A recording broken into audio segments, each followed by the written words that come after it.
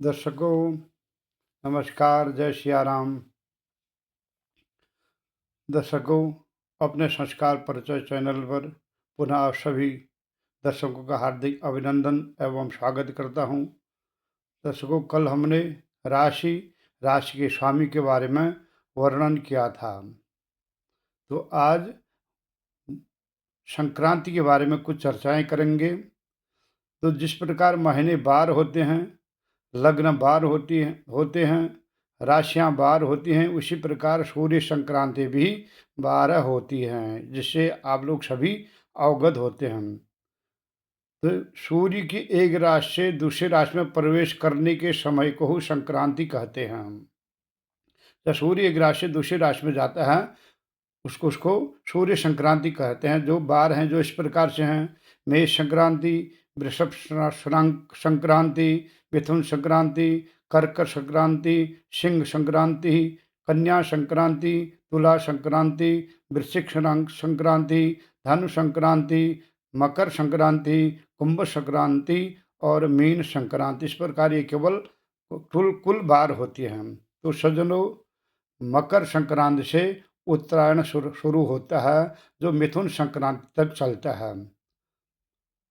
मकर संक्रांति, कुंभ Sankranti, mean Sankranti, मेष संक्रांति, वृषभ संक्रांति और मिथुन संक्रांति का उत्तरायण होता है। और कर्क संक्रांति से दक्षिणायन शुरू हो जाता है।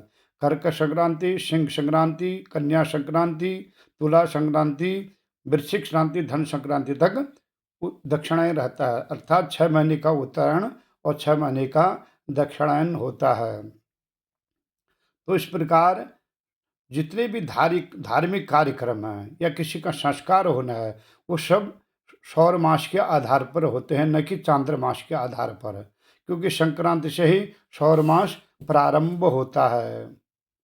और जब सूर्य अपनी उच्च राशि में जाता है, अर्थात मेष राशि में, अर्थात मेष संक्रांति को विषुवत संक्रांति या विषुवत संक्रांति भी कहते हैं।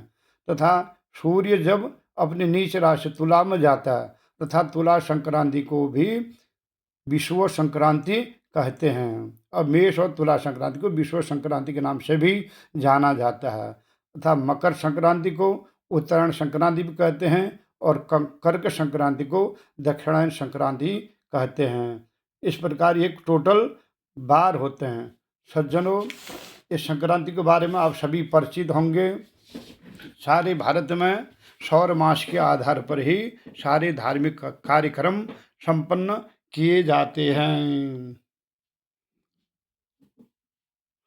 तो इस प्रकार आज संक्रांति का हमने वर्णन किया था। तो कहीं कहीं पर भारत में अलग अलग तरीके से महीने माने जाते हैं। कहीं सौर मास मानते हैं, कहीं चांद्र मास मानते हैं, कहीं सावन मास मानते हैं, कहीं नक्षत्र मास मानते हैं। तो अपने अपने प्रांत में मानने का अलग अलग तरीके हैं, लेकिन धार्मिक कार्यक्रम सब सूर्य संक्रांति से ही प्रारंभ होते हैं। तो सज्जनों, आज संक्रांति के बारे में हमने चर्चा की थी। आज की चर्चा यहाँ पर संपन्न करते हैं।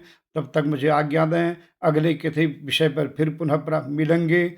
जय हिंद, जय भारत, हरि ओम तत्सत।